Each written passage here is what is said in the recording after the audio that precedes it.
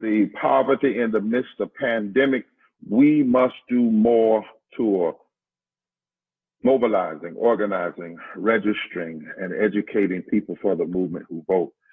We would be in the cities, but we are doing this by live stream. We plan to be in Dayton, Ohio, but because of COVID and because of the need to stay in place, stay alive, and organize, we are doing this via video live stream on many platforms. We are so glad that we can be together, even in the midst of the struggles, the midst of the pain, and even in the midst of the deaths. It is important that we do not die, that our commitment to justice lives and continues to fight for what is right. And so at this time, we want to remind the nation, because this is a nationwide live stream, we want to remind the nation of the pain and the action even before COVID, what we were fighting for and against, and why it's even more important that we do it now.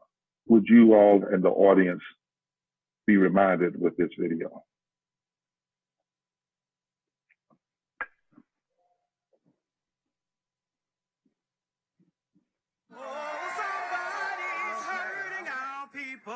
And it's gone on far too long, and we won't be silent anymore.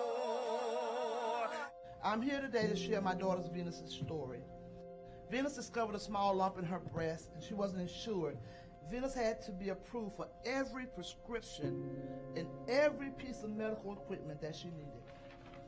I'm standing here today in solidarity with the Poor People's Campaign, because no one should have to bury their child in America because they don't have health care insurance. Now, I'm also a Kansas farmer's wife. Kansas farmers are committing suicide at a far greater rate than the national average. Why? Because they're stressed out. They're stressed out. They're usually in debt up to their eyeballs because they can't pay for all the equipment that it takes to run a farm. And they're in the most dangerous line of work there is, yet many can't afford to buy health insurance. We have no hospital. We are in a food desert. We have one grocery store for the whole county. Our neighbor, my husband's uncle, still drinks pond water self-treated with chlorine.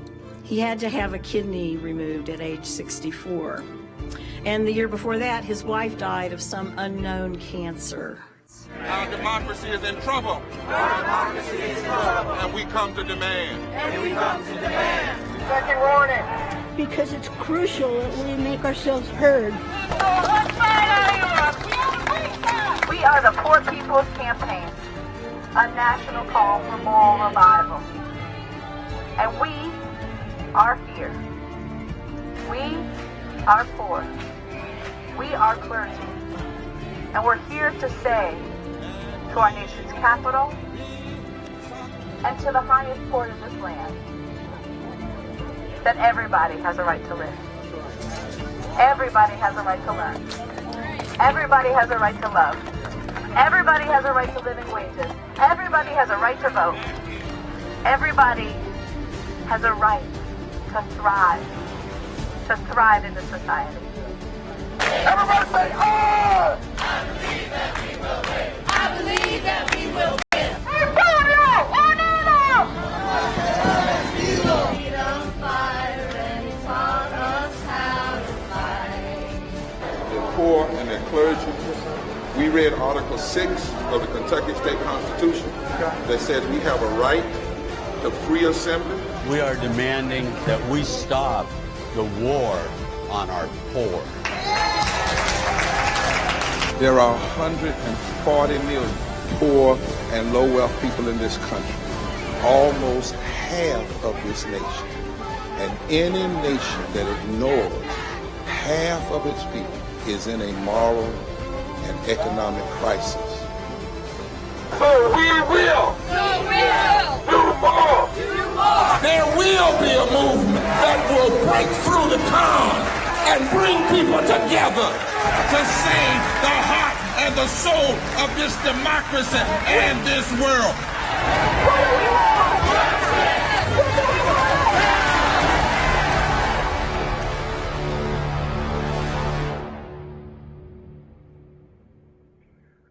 We cannot forget the pain and the hurt that existed prior to COVID. That's why the Poor People's Campaign can never utter these words. We must simply go back to normal. Normal was 140 million people living in poverty and low wealth. And our next guest is our special friend, the UN Special Rapporteur on extreme poverty and human rights, Philip Austin. He's been working with Reverend Dr. Liz, myself, and others. Has been on this from before COVID. He was laying it out. He was talking about how we needed to address poverty in the United States and in the world, but certainly in the United States, and that we could not any longer afford to for it to just be a marginal and not even mentioned issue. So from the UN tonight, as he's actually preparing to step away from that post, and we're going to recruit him to go around the country with us. That's what we're going to do, and continue to stand with us. But he's been a powerful friend in the United Nations. We thank him for it. Philip, come on and talk to us about why in this moment you're still saying we have to deal with this issue of poverty as a matter of human rights in this nation. Thanks, Reverend Barber. I hope you can hear me. I'm really thrilled and honored to be part of this. I am stepping down from my role as UN Special Rapporteur. One of the first things I will do will be to join the Poor People's Campaign as a member and start contributing, which I was not supposed to do when I was needing to be independent. I want to just make the point that you have, which is that, in fact, COVID-19 has not changed anything fundamentally. It's just lifted the lid on the obscene reality behind the problems that the Poor People's Campaign has long been talking about. The deep unaddressed poverty in the United States, the rapidly growing insecurity, not just for the poor, but for the low wealth people, as you call them, the frightening disparities between the rich and the rest, which are being exposed more extraordinarily than before. And of course, above all, the deep racial differences because of the entrenched discrimination. So some people are saying, my God, this is so surprising. The African Americans and the Hispanics and others are dying at a higher rate. They have always been set up perfectly so that they would be dying at a higher rate because they don't have access to all of the basic essentials that they need. The distressing thing, I think, particularly as someone who looks at things globally, is that in the United States, the response has been really short-term, largely catering for the wealthy. It's been almost entirely political. The science has played a very minor role.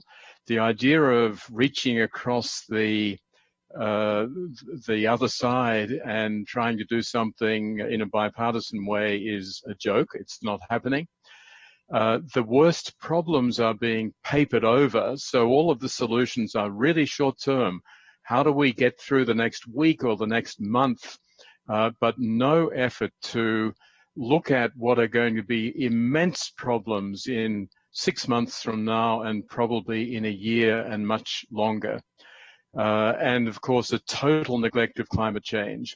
Many of the solutions are propping up all of the fossil fuel industries and are just saving up, just shoring up the next crisis, which will be with us as soon as COVID-19 is basically under control. My final word is that the Poor People's Campaign knows all about this. There's only one solution. It's political. And there's only one way forward, and it's mobilization. The Poor People's Campaign is really playing a central role, and I wish you great strength in really being able to lead the American people in the aftermath of this current pandemic. Thank you. I know, Philip, on behalf of Liz and myself and the entire campaign, first of all, we are so thankful for your objective position that you've taken. Now we are certainly glad to know that you will be right here on the front lines. We need your wisdom, and we have to mobilize. Did you all hear him say that all over the nation? There's only one way forward. That's the Special Rapporteur for extreme poverty, the only one way. That is why June 20th, 2020 is so important. We couldn't cancel. We just had to reframe it. And that's why we have to have thousands upon thousands upon thousands of people to tune in to our mass Poor People's Assembly Moral March on Washington, a digital gathering. And that's why June 20th will not be an end, but a continuation. And that's why we must build political power. We must do more mobilizing, organizing, registering, educating people for the movement who vote. And that's why we must shift the narrative. And that's why we must change the narrators. Thank you so much, Philip. And now we come to our tri-chair remarks tonight, who will be introducing testifiers. Why do we do testifiers? We do testifiers because from the very beginning, we said this movement would put the face and the voice on poverty, systemic racism, ecological devastation, the war economy, and the false moral narrative of religious nationalism. We said America had to see the voices and the faces so that those stories could break the consciousness and the heart of this nation. We do not invite our testifiers to tell how strong they have been to make it through, because some of the stuff shouldn't have to make it through. That's one of they want people, sometimes poor people to impacted, to get up and say, oh, we did this and we pulled ourselves up. Well, the reality is that shouldn't be the reality. It should be a level playing field for everyone. So we now are going to have these three tri-chairs, and I want you to introduce yourselves. First, Pennsylvania, and then the Pennsylvania tri-chair will then introduce the testifier. And then we'll have Ohio, and then the Ohio one of the tri-chairs will introduce the Ohio testifier, and then Michigan will introduce the Michigan testifier, and then Wisconsin. Is that right, Liz? Wisconsin. And then that person will introduce the testifier. And to the testifiers, though you've been working and practicing on your speeches, I want you to speak from your heart, from your belly, from your gut tonight. I want you to let the nation hear your passion tonight. I want you to say why it is before COVID and now during COVID, and why it is you are more committed than ever to mobilize for June 20th, 2020, mass Poor People's Assembly and Moral March on Washington, a digital gathering. And so, Pennsylvania. Wonderful. Thank you so much, Reverend Barber. And good evening, everyone. My name is Nijmi Zakia Zarinko, one of the chairs of the Pennsylvania Poor People's Campaign and National Call for Moral Revival, calling in tonight from Philadelphia. And I want to ask us, when we think about Pennsylvania before this pandemic, what happens when a pandemic hits on top of a catastrophe? In Pennsylvania, even before the pandemic, we experienced the closure of 8 hospitals since the beginning of 2019. Before the coronavirus, 40% of children were poor or near poor. Before this crisis, there were over 11,000 cases pending in PA immigration courts. Well before the beginning of March, the minimum wage was and still is $7.25 an hour. Before COVID-19, up to 60,000 people were evicted in PA every year. And studies have shown that we have higher levels of lead exposure in many counties than our siblings on this call tonight from Flint, Michigan. We had $1 billion of our money given to fossil fuel, fracking, and chemical companies in the form of tax subsidies.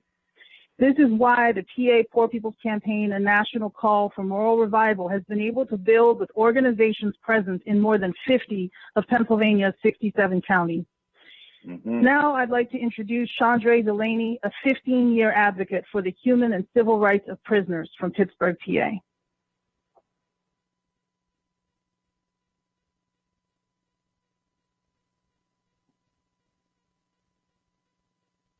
Are you able to get on, Sandra?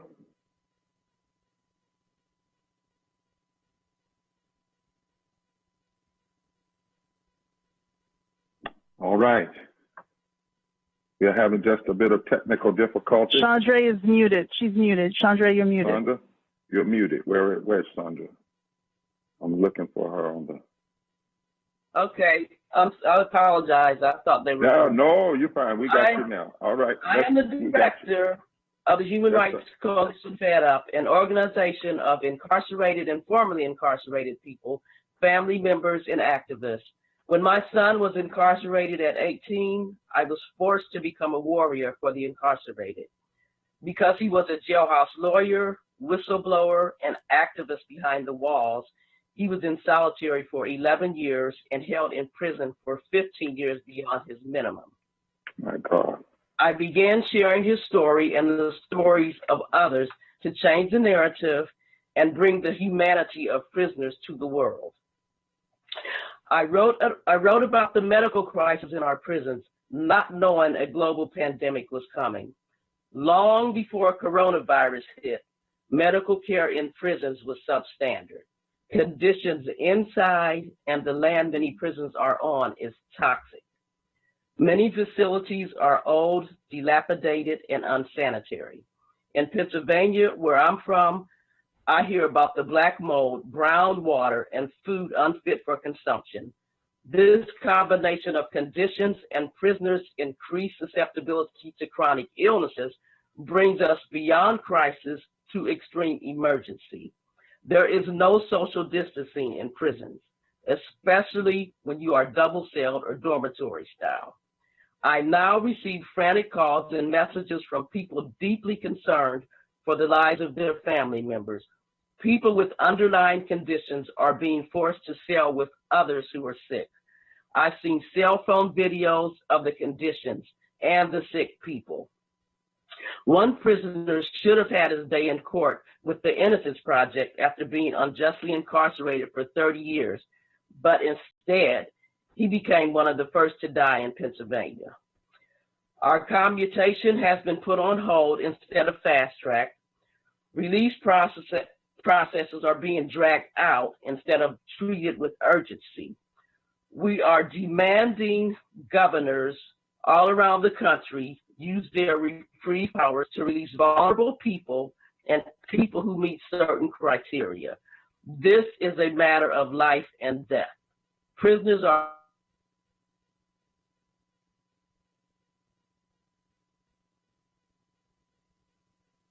Sandra? Open it back up for me, please.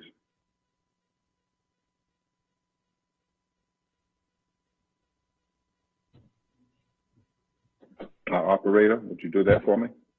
Thank you. Sandra, I want to ask you a quick question as you were saying that prisoners are. Did you say the land was toxic? I know that, but I want you to say that. Yes, some of the prisons are actually built on toxic land, and they've kind of made it a habit of building these prisons on land that there's no other use for, and most of the time is because it's toxic. We have a prison right here in Pennsylvania that's toxic. One other question, because there are media that's on and others. Did you also hear you say that the food is beyond edible? That many times the food? Yes. Even a prisoner leaked out something where the container said not fit for human consumption. And they're feeding it to people. And the last thing, because I want to make sure people around the nation are hearing what we're saying. Did you also say that there was somebody that had been found innocent and was in the Innocence Project and died since then from COVID? Yes, he was our first prisoner in Pennsylvania to die. And he was on his way out having been wrongfully incarcerated? Yes. What is it? Can you say his name? I'm so sorry. I don't remember. Okay. But I guess that you're fully committed then to June 2020, and you know that we have to mass mobilize in this nation around these issues. Am I right?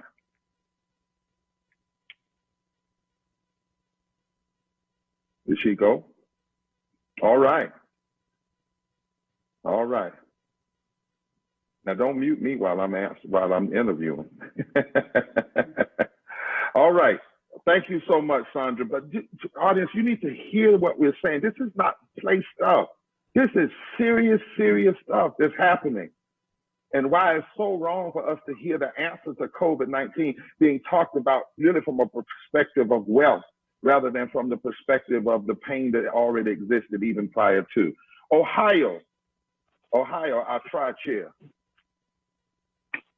Hello, Mary Aguilera from Cincinnati, Ohio.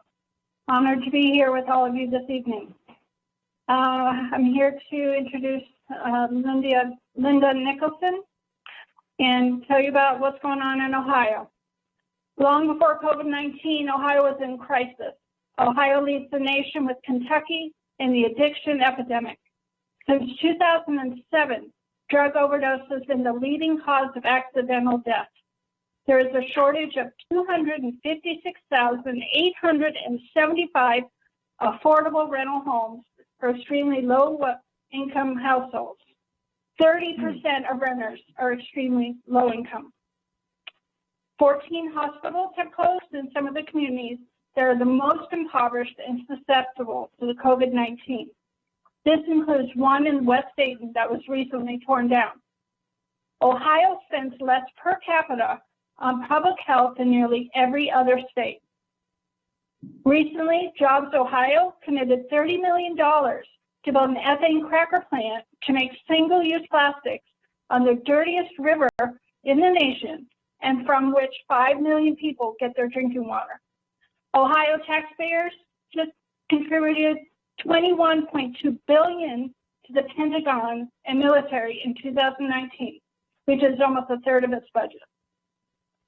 Of the 11.69 million people living in Ohio, 34% of them are poor or low income, a total of 3.8 million residents. This includes 48% of children, 40% of women.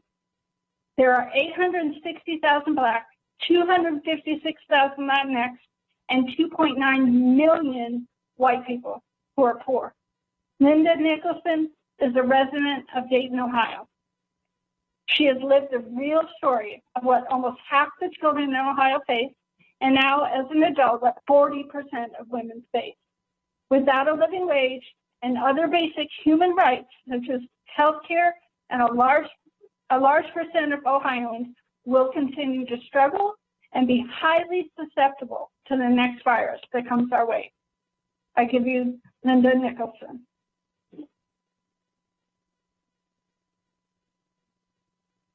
Hello, Reverend Barber.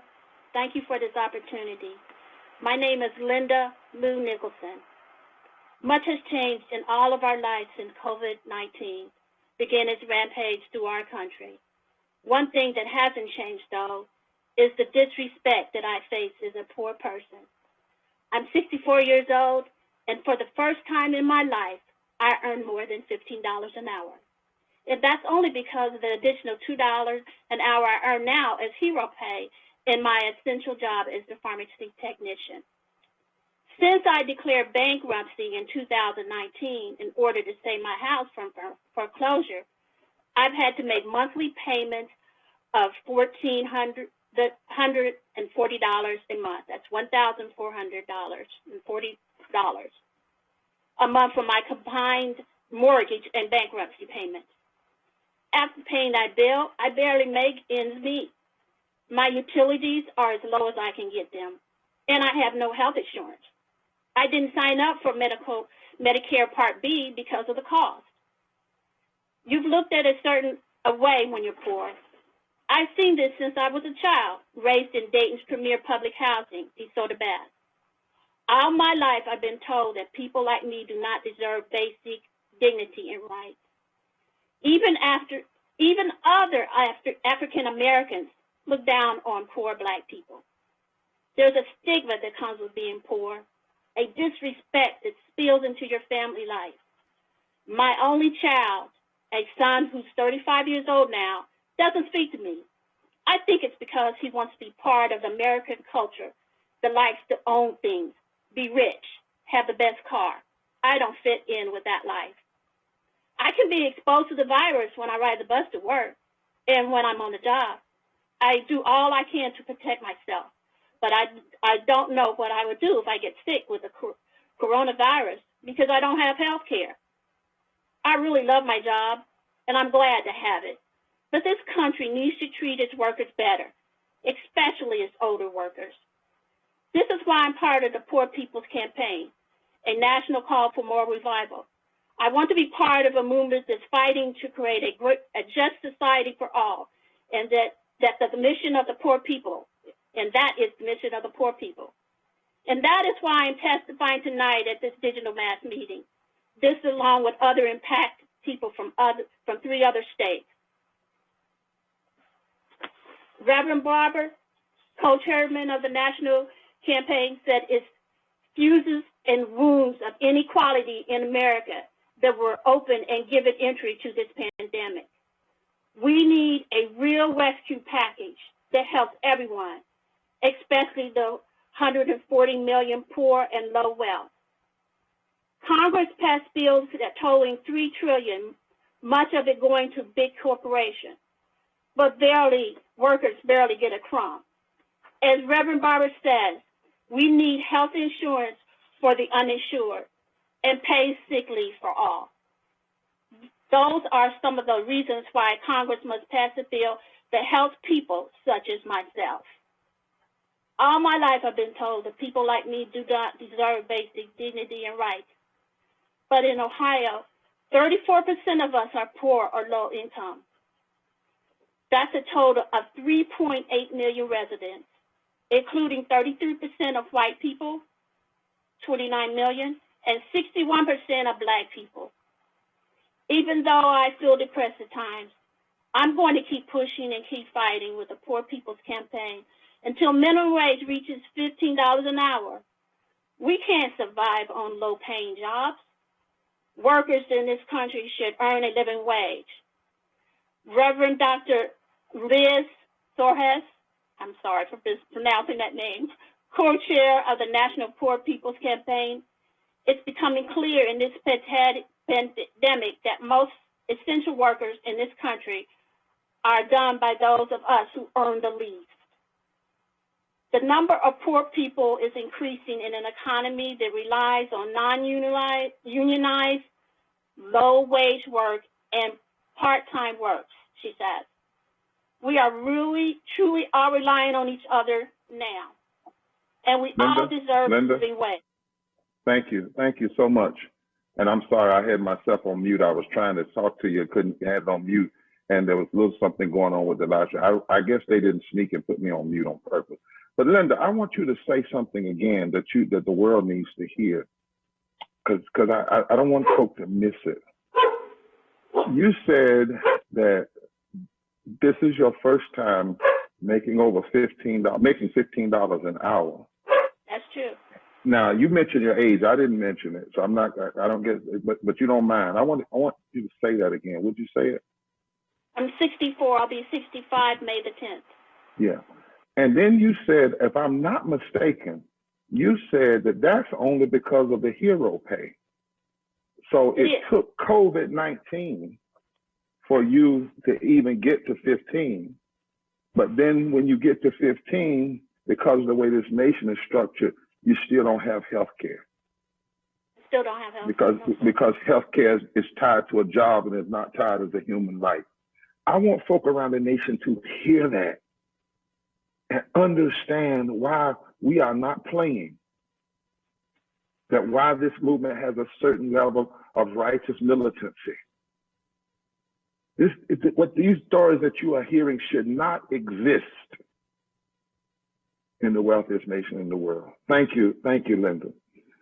I want to go to Michigan, and I am going to ask the introducers. I'll give a little grace to those at first, but I do need to ask, because of the time we're working with, the introducers to move straight into introducing, or maybe give one or two facts and then go straight into introducing the testifier. We want to give the testifier all of their time. So if the co-chairs, the tri-chairs, would you give one or two facts, but then go right into it. And so that's Nakia from Michigan. No. Am I right? No, LaShawn. I'm sorry. LaShawn from Michigan, if you will introduce our next testifier. Thank you, LaShawn. Yes, thank you, sir. Hello, everybody. My name is LaShawn Irby from Lansing, Michigan. I'm calling in from Waco, Texas, taking care of my mama right now. We need a Poor People's Campaign in Michigan because 35 million people in our state were already poor and low wealth before the pandemic, and that includes 400,000 children living at home without enough food. Although water is a basic need, over 6,000 Detroit families have been living without water at home. Our Menominee Nation family is still fighting for clean, protected Menominee River that we share with Wisconsin. And 6 years later, Flint is still in crisis because families don't have safe and affordable water. Let's face it, Unchecked health disparities easily become death disparities. And to give you a deeper understanding of what I mean, I'm honored to present to you my dear sister, Nakia Wakes, who will share her story as a water justice advocate and deeply dedicated mama from Flint. Nakia? Wow. Take it off mute, Nakia. We want to hear everything you say.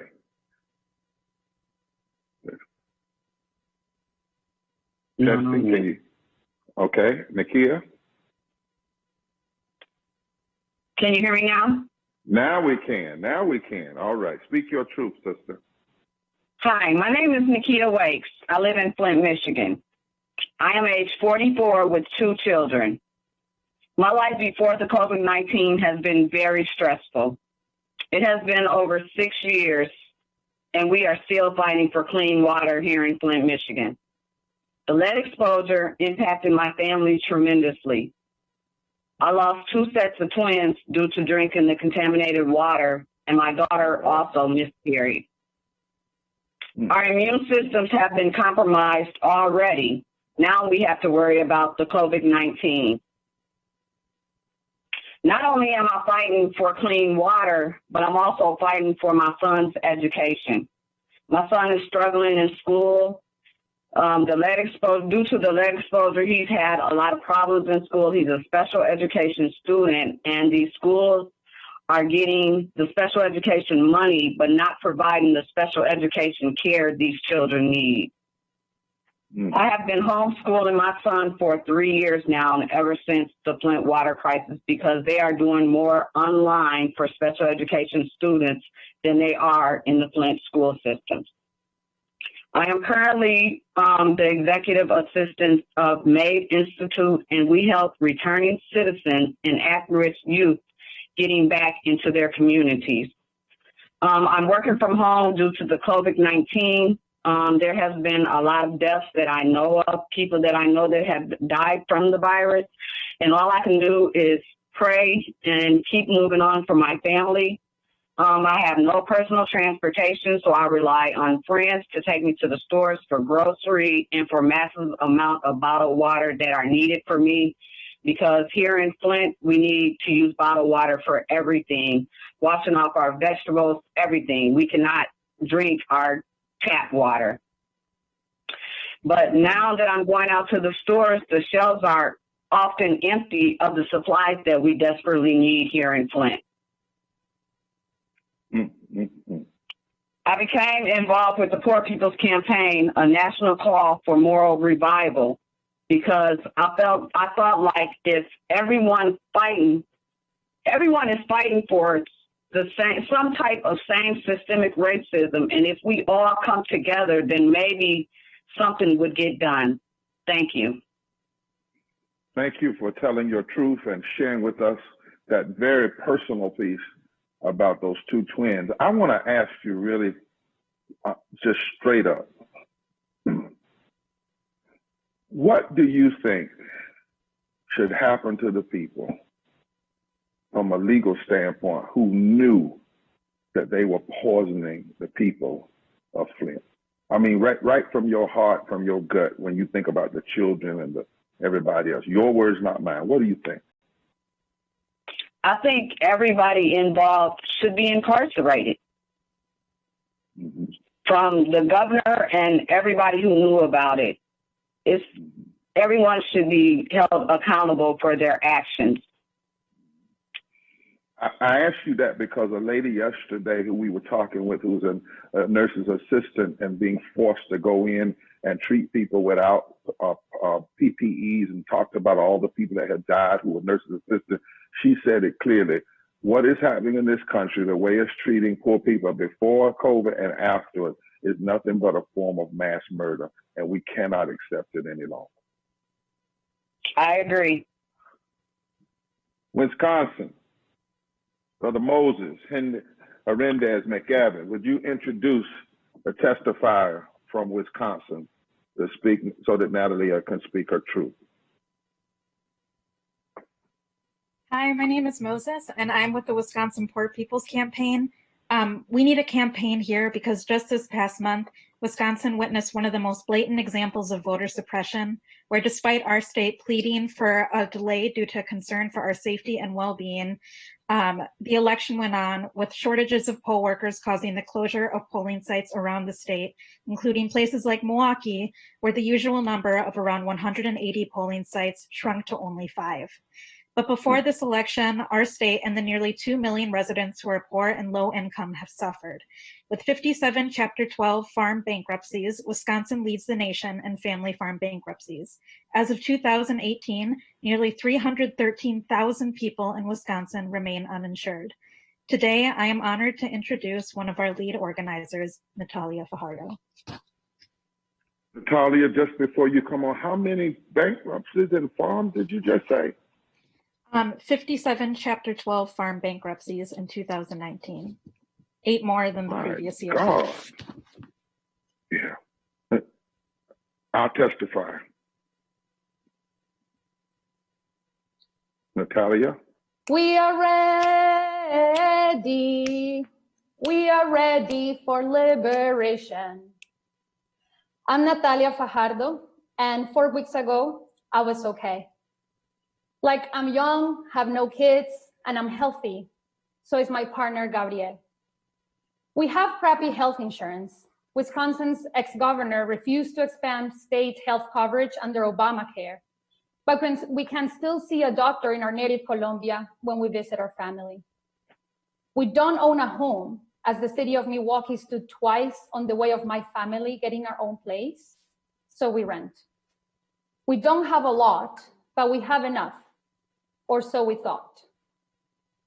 Until this pandemic hit, all of a sudden, the chocolate factory I work for closed, so I'm out of work. My husband continues to work, and this is our only source of income. But is that a good thing? What if he gets infected? What if I get infected? Then our crappy US insurance is all we can count for treatment. Gabriel does not have paid sick leave, so our options are for him to go to work and risk exposure, or have no money to pay the bills that felt payable just 4 weeks ago. Now more than ever, I feel the fragility of just being okay. My partner and I are part of the millions that are just one emergency away from losing it all. Meanwhile, our government uses this crisis to fatten the pockets of those who can't fit any more bills in their already overstuffed pockets, bailing out the ones with already a big safety net. And us, we get scraps. But I refuse to stay quiet.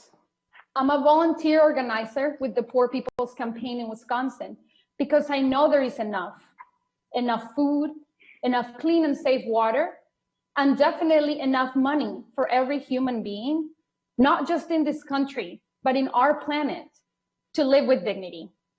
So join me in fighting to create the society we all deserve to live in. Thank you. Thank you. Natalia,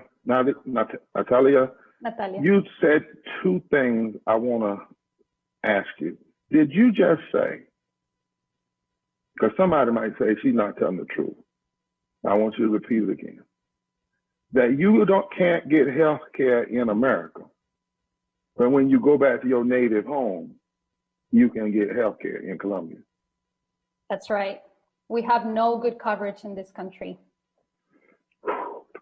See, this is the story. This is why we have to have June 20th. This is why we got to put this on blast, y'all. It can no longer, we got to make it to the media, make it till people can't ignore it. And then the last thing, I have to ask you, I heard what you were saying, not having the right kind of sick leave, not having, a job right now because the plant closed, and yet you came on saying, we are ready. Tell for what you mean by that, because I think I know what you mean. But what should this nation really be worried about when folk like you, in spite of what's going on, say we are ready? What does that mean? What are you saying? I'm saying we have to come out stronger out of this pandemic. We have to join forces. We have to reach across the aisle. We have to stop pitting ourselves against each other and start looking up where the real problem of this crisis stems from. And so we are getting ready here in Wisconsin for not just June 20th, 2020, but for a real systemic change. And I hope everyone who's watching can join us. Yes, yes. Everybody out there, just say what she just said. We are ready. We are ready, and we're not going to, and as Claude McKay says, if we got to go through this, we're not going to just lay down like dogs. No, we're going to stand up and we're going to speak our truth and we're going to demand change. I want to hold the Theomusicology video right now. The feel of this moment is so rhythmic, how you all have testified. And I want to go right into the health piece. Dr. Sherelle Barber is on our health team about COVID, and they have been laying this thing out about what happened before and what's happening now, and why if we deal with what's happening before, we wouldn't be dealing with what we're dealing with now, but why we have to have no holds barred. We must make this nation deal with our 5 interlocking injustices of systemic racism, poverty, ecological devastation, the war economy, and a false moral narrative of religious nationalism. I want her to talk about why you can't really deal with the pandemic unless you deal with the fissures, if you will, the wounds. Dr. Barber? Yes, thank you so much, Bishop Barber, and good evening, Movement family. It's so good to stand with you all tonight.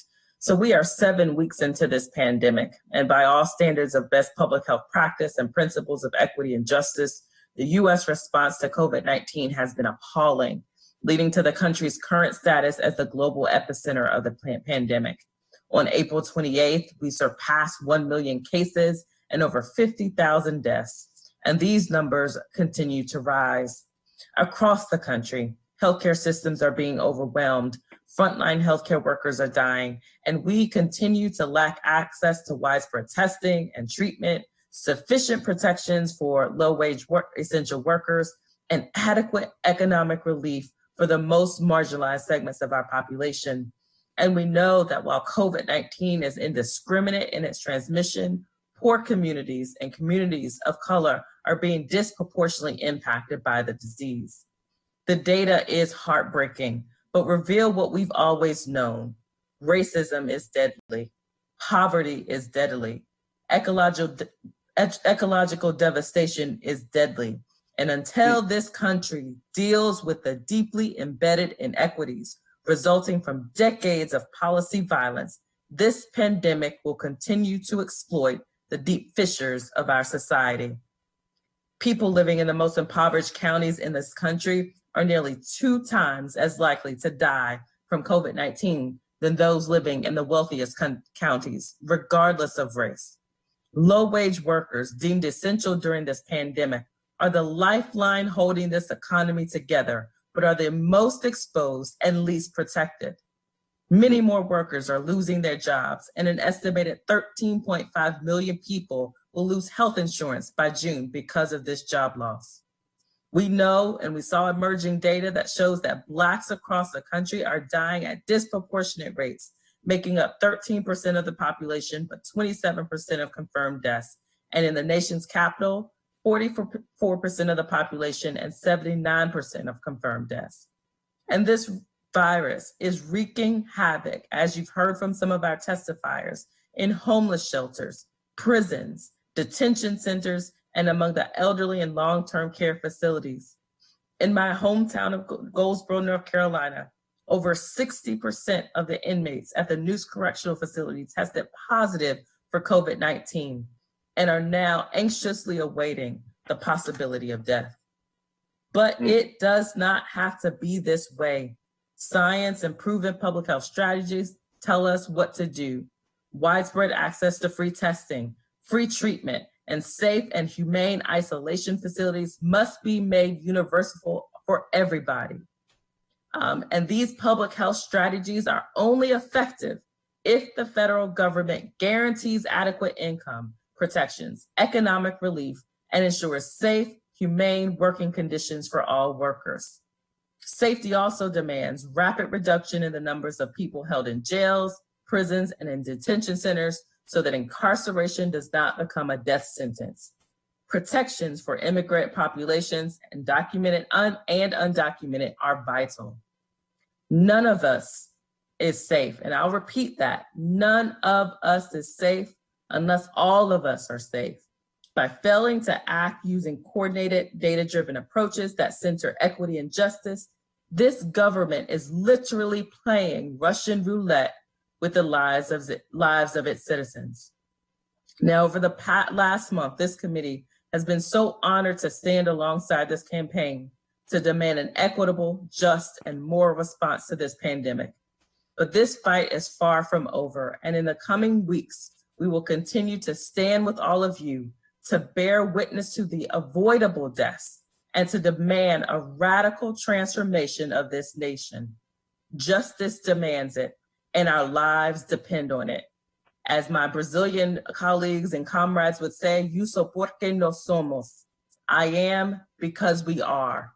Forward together, not one step back. Thank you so much, Dr. Barber. And I want you to ask you one more question in the midst of all this. You're an epidemiologist, you study.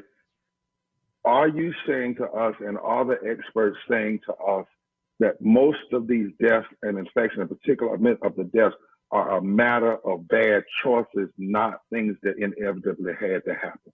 Exactly. We know that there were things that should have been set in place from the onset of this pandemic. This government was reckless and irresponsible in how it responded. It did not do the proper, employ the proper public health strategies to contain the virus and to mitigate the virus. And now the virus is spreading in our communities, and the poor and disinvested communities are paying the price for the actions of this government.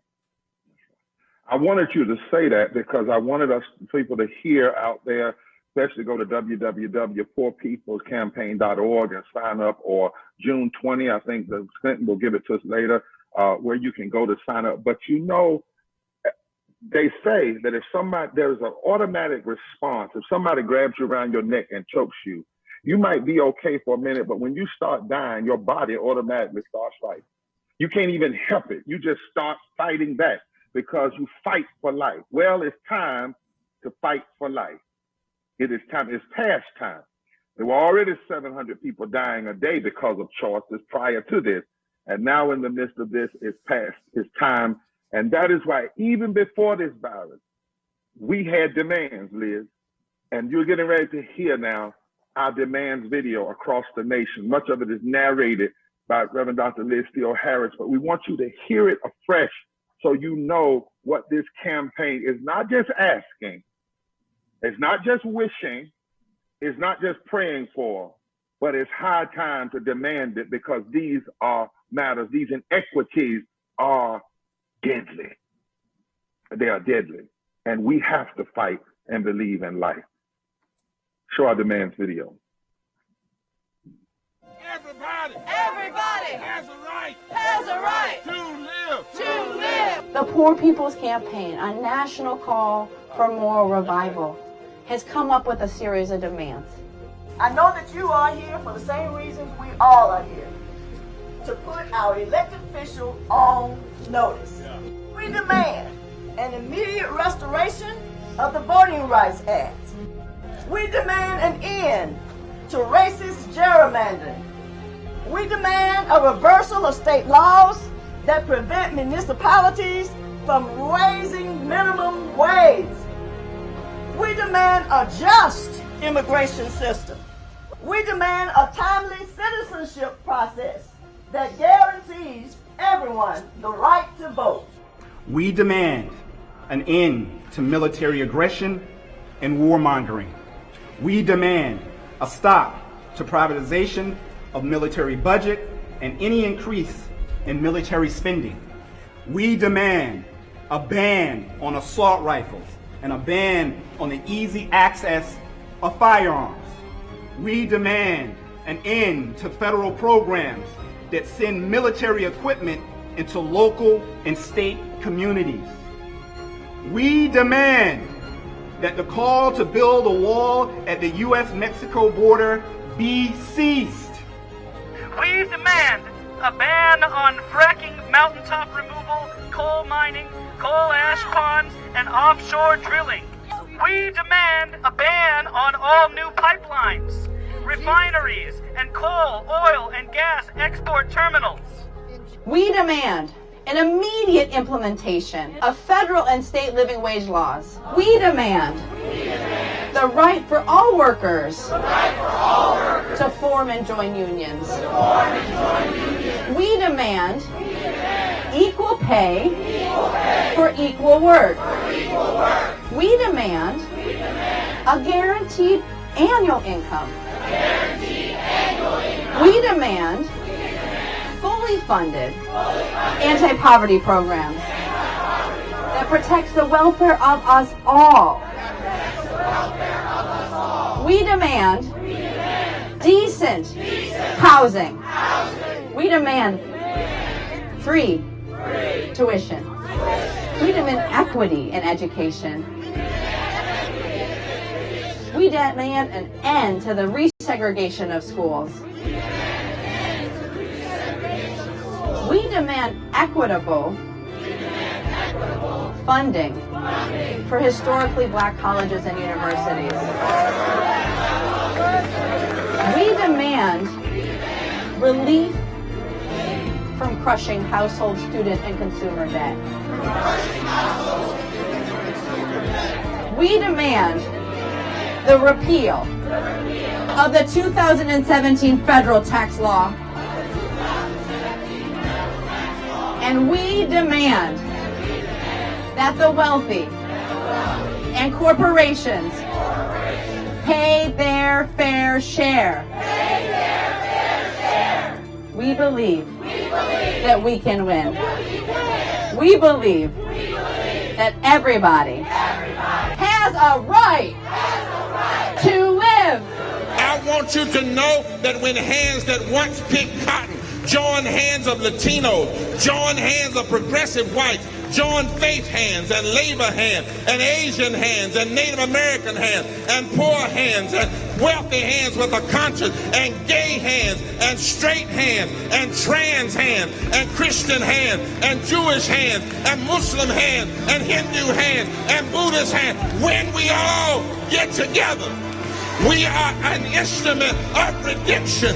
When we join hands, we can revive and make sure that the promise of life, liberty, and the pursuit of happiness and equal protection under the law is never taken away from anybody. So I got a question.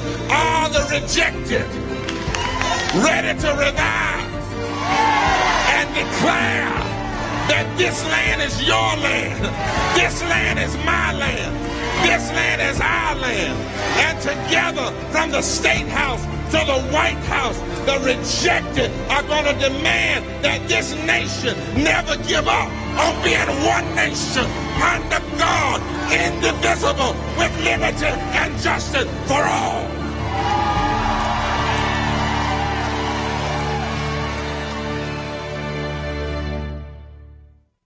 We have absolutely no option but to demand. And that is why we're having this live stream tonight. And all of you that have joined us, we need you to go to www.poorpeoplescampaign.org, sign up for June 20th, and get everybody you can.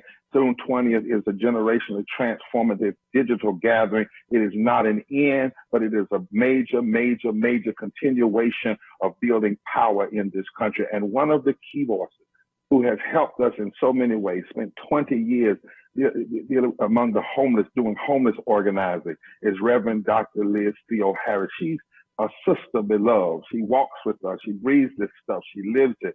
And tonight, she's going to have a word at this time. Let us all around the country, just welcome Reverend Dr. Liz Theoharis. Good evening. Good evening. Thanks for tuning in and being with us as we build this movement together. And as we've heard this evening, this coronavirus crisis is worsening broader economic and social emergencies that we have been confronted with for many years. Emergencies caused by the lack of health care and affordable housing, living wages, labor rights, voting rights, environmental protections, caused by war and police violence, the criminal justice system, policy violence of all kinds. For years, this Poor People's Campaign A national call for moral revival has been ringing the alarm on these emergencies, offering solutions, taking direct action together to solve them. But as Donald Trump and a bipartisan Congress continue to fumble the response to COVID-19 and sow deep inequities into the response to this pandemic, the Poor People's Campaign is calling for non-cooperation with injustice and inequality. As states are beginning to reopen for business, endangering the lives of the people, kicking people off of unemployment, forcing even more low-wage workers back to work. In the name of helping the poor, we demand that Congress go back to work to fix the coronavirus stimulus bills, make permanent changes that really help the poor, the sick, the uninsured, the homeless, and low-wage workers. Now let's be clear. The United States government has taken bold action, but it's been aimed at protecting the wealthy. Trillions of dollars have been funneled to bail out corporate America. 2 congressmen have released an analysis that people earning over $1 million could receive an average tax windfall of $1.6 million from the stimulus. U.S. billionaire wealth has increased by $406 billion in the same time period that 30 million people have applied for unemployment. The scarcity myth invoked to defend budget decisions for the past 40 years was a pretext to justify policymakers' true priorities. When the rich need rescuing, the money appears. But the 4 bills that Congress has passed have no provisions for a permanent living wage, for paid sick leave for all, or health insurance for the uninsured. These bills leave out the majority of homeless, undocumented immigrants, the disabled, and many poor, but not counted in our unemployment numbers. They place only a 4-month moratorium on eviction filings. They do not include rent freezes nor large-scale debt forgiveness. Now, the Bible is clear that making policy that does not protect the rights of the poor and puts the cause of the wealthy first is evil. Zechariah 7:10 reminds us, "Do not oppress the widow, the fatherless, the sojourner, or the poor, and let none of you devise evil against one another in your heart." Jeremiah 5:28 cries out, "They have grown fat and sleek. They know no bounds in deeds of evil. They judge not with justice the cause of the fatherless to make it prosper, and they do not defend the rights of the needy." Poor and low-income people do not need platitudes and prayers that recognize how essential we are while ignoring our basic needs. We need accessible health care, living wages, food security, worker protections, and access to clean water and affordable housing. And so we are demanding those and building the power to win our demands. Indeed, this evening, we are gathered to demonstrate the power of poor and impacted people banding together and demanding that this country change for the better. To call for a radical redistribution of political and economic power, a revolution of moral values.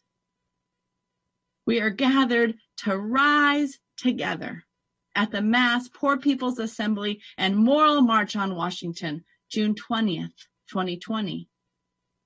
And just like those who have testified here tonight, since the first days of this pandemic, we've witnessed that poor and dispossessed people and those now being awakened to a new kind of precarity will not wait to be saved, but will, as always, take life-saving action born out of necessity to demand justice now. Over the past weeks, people across the country have led wildcat strikes and won moratoriums on homeless encampment suites, evictions, utility shutoffs, and more. In Detroit, the People's Water Board, the Michigan Welfare Rights Organization, the Michigan Poor People's Campaign forced the city government to enact a moratorium on water shutoffs. and turn water service back on for $25. In California, Moms for Housing and the California Homeless Union, the California Poor People's Campaign have taken over vacant houses and organized to protect tent encampments that are poised to grow as unemployment continues to balloon. In Pennsylvania, Put People First Pennsylvania, the Pennsylvania Poor People's Campaign, and others have organized from a place of necessity long before this crisis, fighting the closure of rural hospitals across the state, erasing medical debt of thousands of people, and now in Philadelphia, people are coming together to demand the reopening of Hahnemann Hospital, which was recently bought by a real estate speculator and now sits empty in this public health crisis. These are the kind of reopen campaigns that should animate the nation. Reopen city hospitals, reopen rural hospitals, reopen housing, reopen water lines and utilities. These struggles are a rallying cry for our government and our larger society to take action together, to organize, organize, organize. As he was building the 1968 Poor People's Campaign with the Welfare Rights Movement and the Native Americans and the Jewish Federation and many others, Reverend Dr. Martin Luther King said, power for poor people will really mean having the ability, the togetherness, the assertiveness, and the aggressiveness to make the power structure of this nation say yes when they may be desirous to say no. This is what we are doing. The Poor People's Campaign, a national call for more revival, is building power, developing our ability, displaying our togetherness, organizing our assertiveness, and demonstrating our aggressiveness. And Dr. King continues, he says, our nettlesome task is to discover how to organize our strength into compelling power so that the government cannot elude our demands. It would be the height of naivete to wait passively until the administration had somehow been infused with such blessings of goodwill that implored us for our programs. No, we are not waiting passively. We are coming together in compelling power with our demands. We are not waiting for goodwill or charity, but bringing together a massive moral fusion movement of people of all races, religions, genders, geographies, issue areas, so the administration cannot elude our demands. We need a relief bill that centers the needs of the homeless, the uninsured, the underemployed, the low-wage workers now deemed essential, even though our wages do not show this. We must invest in education and living wage jobs, anti-poverty programs, public infrastructure, and a single-payer healthcare program that does away with our privatized for-profit healthcare system and instead guarantees everybody in, nobody out. We have put forward these demands in our petition, Poverty Amidst Pandemic, a Moral Response to COVID-19, and we encourage everybody that has not yet done so to go to moveon.org/poverty and sign that petition. We have put together a Poor People's Moral Budget that shows that we can have universal health care, we can have the right to a job at a living wage, we can have voting rights, we can have quality education and housing. And yes, we are building the Mass Poor People's Assembly and Moral March on Washington on June 20th, 2020. We are crying power. We are calling out everybody's got a right to live. We believe that we can win forward together, not one step back. Thank you so much, Dr. Liz. You always have a way of putting things and helping us understand in your own way how serious these matters are. I'm going to close with four things.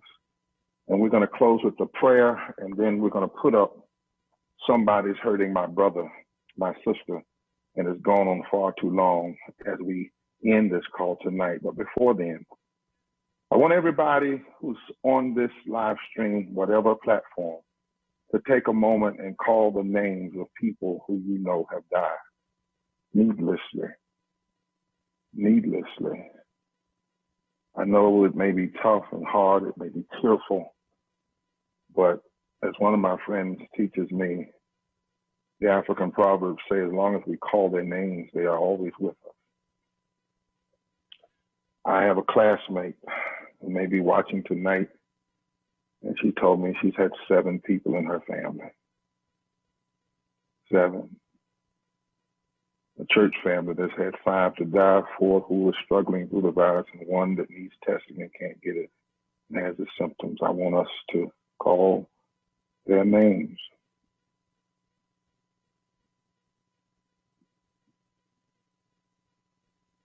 But I also want to ask a question. What do we do with that? Where do we put that? What do we do with that kind of death? What that nurse's aide called mass murder. What do we do with it? Well, during the days of slavery, when a slave was lynched, the other slaves like Harriet Tubman made a commitment to work hard against the system that had caused their death. It's the same ways in the early days of the labor movement. When a labor person was killed on the line, they organized more, and they did it in their name. I was thinking today about this poem that comes from the Harlem Renaissance, and I wanted to quote it tonight in memory of those who have died, but also to call us to live for them and to live in such a way that we will see a day when there will be no more them. That is, them who die because of the wicked policies of humankind. We know we all have to die. But when policies and ineptitude and public idolatry and lies contribute to death, it is premeditated murder by government policies. Claude McKay, back in the Harlem Renaissance, saw his brothers and sisters being lynched. He saw his brothers and sisters being beat down from mobs, many of them who had fought in World War I for this country. When they came back home, they had given first-class blood, and they were being treated like second-class citizens. And looking at their deaths, he decided to make a declaration that I think ought to be ours. Because we, in this campaign, we got people at risk right now. And our people at risk right now.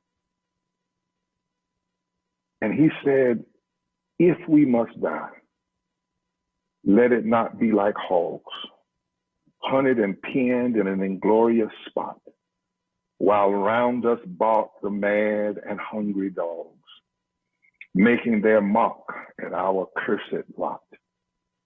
If we must die, oh, let us die nobly, so that our precious blood may not be shed in vain.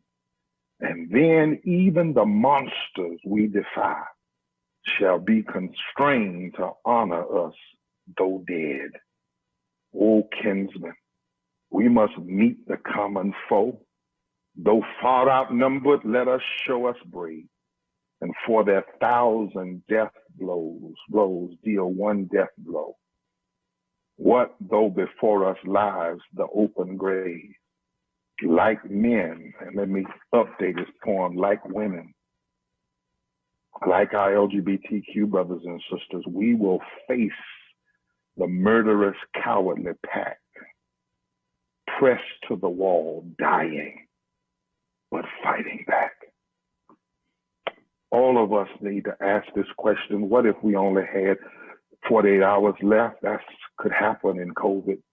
How would you use your last breath if you knew you had 48 hours left? We need to make the commitment that if I knew it, I would use my last breath to fight for a world of justice and a world of love and a world of grace. It's time to use what breath we have and what days we have left on this earth to breathe fresh life into this world, into this democracy, because everybody has a right to live. Secondly, tonight as we close, we have announced a campaign: stay in place, stay alive, and organize. Stay in place, stay alive, and organize. Now, we know some people are essential workers and they can't. But the reason we stay safe, stay in place, because everybody doesn't have a home in the midst of all of the homeless. But we're calling on poor and low income people and others, even if you're not poor and low income, to join a nonviolent resistance. Don't believe these governors who are lying. They have lied to us about health care. They've lied to us about racist voter suppression. They've lied to us about tax cuts. There's no way in the world we should believe them when they say it's time to reopen up. Many of them only want to open up so they won't have to pay unemployment. This thing is lethal. Many of them just want to open up because they want us to go back to normal. I think some of them want us to open up because too many people are sitting home and they're figuring this thing out. They're realizing how broken it is. People who never thought they would be poor are poor again, and they're starting to think and they're starting to have compassion. They want us rushing past each other again. They want us running past each other again. We can't. Dr. Barber reminded us today about Singapore. They went back and what happened? Do not. So we're saying, don't go in the street. We don't need folk in the street with guns. We need grace toward one another. We don't need flags waving in the air. We need testing and health care. We don't need to be in the streets cussing. We need to be caring for one another. So stay in place. Stay alive so we can keep fighting for a better world. Don't give them your life. Don't listen to somebody who doesn't care about your life, because there are too many people who are too comfortable with other people's death in the first place. That's why we are where we are right now. Don't give it away. You can stay in place, stay alive, and while you're there, organize. Since you got all that time at home, organize for June 20, 2020. Use that time organizing and sending people. While you're at home, get ready, because there's a day coming where we're going to ask all of us in this campaign and beyond to make a minimum of 100,000 calls to Pelosi and McConnell and to Schumer, Pelosi and McConnell, demanding that we have a true rescue bill. When that day comes, stay home, stay alive, organize, help us get these calls. And then third, stay home, stay alive, and organize, and call people and make sure that people are registered to vote, because your vote is a matter of life and death. We cannot have another election where 80,000 people not voting gives us what we have in the White House. Stay in place, stay alive, and organize. That's our call, and you'll be seeing that we're sending out the emails and the press releases. And then finally, we have learned from the public health specialists that pandemics spread through the wounds, the already open wounds of the society. And Liz, I was reading today in Jeremiah, the 8th chapter in the Message Bible, and it jumped out at me. It says this. It says, take warning. It says, little people and big people alike, prophets and priests and everyone in between, twist words and they doctor the truth. My dear daughter, my people broken, shattered, and yet they put on Band-Aids on their wounds. They put Band-Aids on their wounds. The King James says they care lightly for their wounds. And they say, it's not so bad, it's not so bad, you'll be fine. But things, says the prophet, are not fine. And the prophet says, do you think they're embarrassed by these lies, embarrassed by putting Band-Aids on their wounds? No, not really, because they have no shame. They don't even know how to blush. There's no hope for them. They've hit bottom, and there's no getting up. And as far as I'm concerned, said God, they're finished. In other words, they're all greedy for gain. The politicians and some of the religious alike, they all press deceit. And God says, they say peace, peace when there is no peace. And it's time, says God, to shut it down. That's what Jeremiah says. God said, there comes a time and you got to shut it down. And so we know there were many wounds open that were not being cared for. We were being told everything was all right. Long as Wall Street is all right, it's all right. But there were wounds, 140 million people in poverty and low income. Wounds, 80 million people without insurance or underinsured. Wounds, 4 million people that could buy unleaded gas and can't buy unleaded water every day. Wounds, wounds, wounds. Wounds were open. And when this pandemic hit, it found its way to those wounds and it exploited the wounds, and it will continue to exploit the wounds, and it will continue to ravage the land. Even when they say flatline, flatline doesn't mean it's not killing people. Flatline means it's not overrunning the hospital, but flatline could still mean a whole lot of poor and low income folk are dying. And some folk want it back to that. They want it back to where it was in February, where 250,000 people were dying a day from poverty and low income, and nobody's saying. Now that's what they call normal. That's what we called wounds.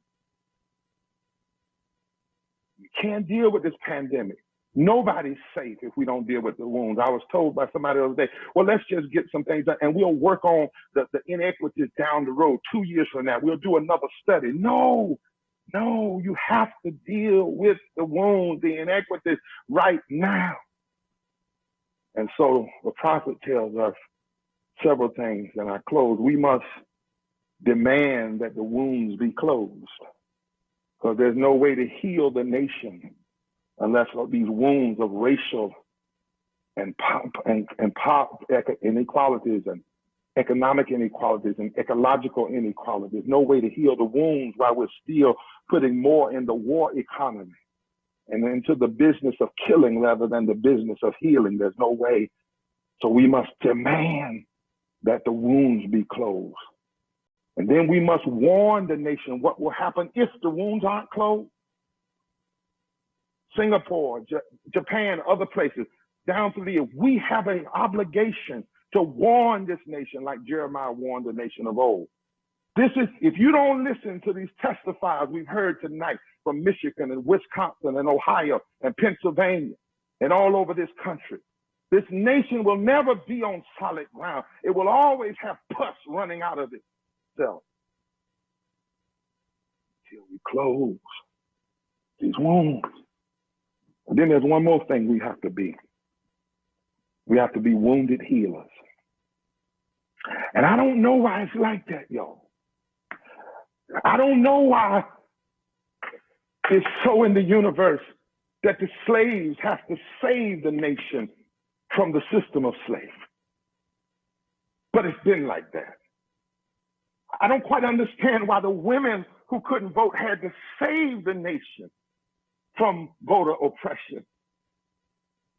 Why was gay people that had to save the nation from not being true to equal protection under the law? Why is it that it was the people who experienced the Jim Crow, who were wounded by it, who then had to be the healers? It's always been like that. And so now we've been assigned to be wounded healers.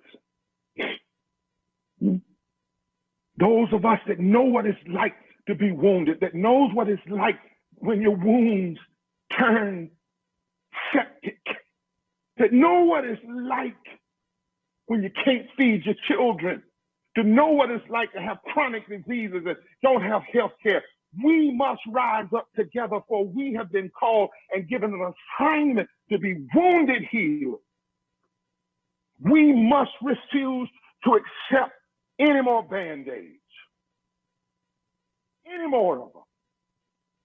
Because to accept Band-Aids is to participate in our own destruction. And it is to participate in the destruction of the nation. I went back and read something about hospitals, and they say that if a hospital is found giving out bad care, if a hospital is found for not following the rules that hospitals are supposed to run by, you can shut it down. Or you can put it under new management. But what you don't do when a hospital keeps allowing things to go on that are killing people rather than making them well is continue to operate. We cannot allow America to continue to operate like this. We have power because we have the wounds. I come from a tradition that says that the great one in my tradition, Jesus, one of the things that gave him power was he had wounds in his hands. We have wounds. And I was reading a little bit more, Sherelle, and I noticed that they say that bad hospitals always get closed or shut down when those who get bad treatment complain. It's only when the wounded complain that bad hospitals get shut down. Well, y'all, we must be the wounded healers. We must be the wounded ones. 4 bills have been passed and there've been nothing but Band-Aids. We must raise a complaint. There's nothing to close the wounds in those bills. Nothing to close the wounds of people not having health care. Nothing to close the wounds of people not having living wages. Nothing to close the wounds of people who are afraid that their water, their lights could be turned off tomorrow. Nothing in those bills to close the wounds and have the Army Corps of Engineers go and put hospitals in all of these places where hospitals have been closed. Nothing to close the wounds that say, what good is it if you can get free testing, but then you can't get health care if you're found sick? We must say that's a Band-Aid. And a Band-Aid is not enough. For the wound, they tell me, you have to dig all the way down to the bottom of the wound, clean it all the way out, pack it, and then slowly pull the packing out so that it heals from the outside. And so if we don't get real treatment for the wound, shut it down. That must be our call. Yes, we will do it with love. Yes, we will do it with nonviolence. Yes, we will do it with grace. Yes, we would do it with truth. But when the government and the president tells us to go back with all these wounds, it's time for us to shut it down and refuse to go back. We can't let greed dictate our actions. If we, all poor and low-income workers and workers, will stand up and say we're the wounded, and we refuse to accept Band-Aids anymore. We need to shut it down. No more refusing to treat our wounds. No more genocide. No more mass murder. Shut it down. No more lack of health care. No more refusal of living wages. And I close with this, Liz. Jeremiah said that's what God would do. The text says, God said, because you refuse to treat the wounds of my people, I'm going to shut it down. And it was good enough for God. I follow God's orders over governors any day. I'll follow God's orders over a president any day. I'll follow God's order over a congressperson any day. Because if we shut it down, then we can build it back and have a place where wounds are no longer treated lightly and no longer just put Band-Aids over wounds, but there can be real healing in the land. I don't know why we're chosen, y'all. We all got our own struggles. I'm half crippled, can't walk half the time. But I do know that there is a power that wounded healers have when we accept our assignment to heal the nation. God bless you. Let's organize. Stay in place. Stay alive and organize. Somebody's hurting our brothers and sisters. It's gone on far too long, and we won't be silent anymore. God bless you all. Love you. Love you all over the country. Play that video, and we're out of here. We'll see you digitally on June 20th. Everybody's got a right to live. Everybody's got a right to live. And before this campaign fails, we'll all go down to jail.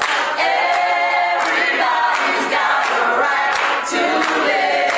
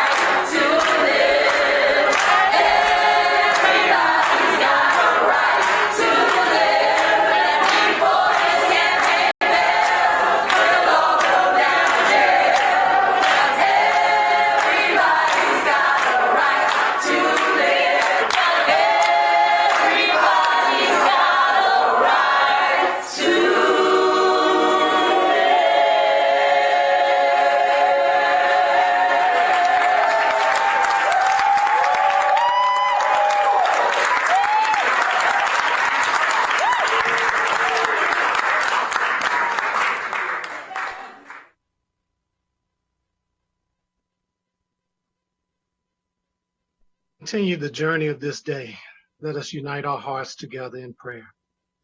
Merciful God, may we who know justice and compassion repent for those who have let the viruses of greed and lies make a difficult situation worse.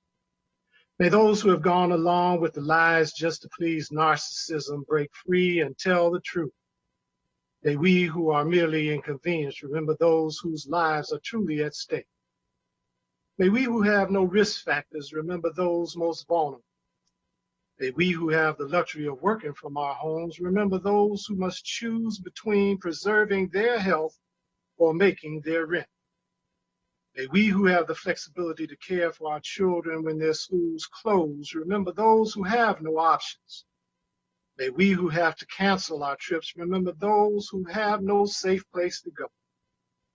May we who are losing our margin money in the tumult of the economic market remember those who have no margin at all.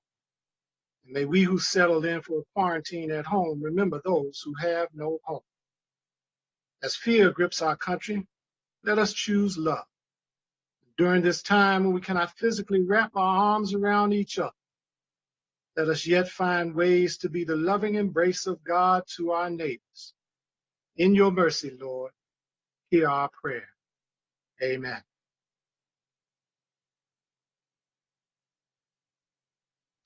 Peace. Amen, everybody. God bless you all.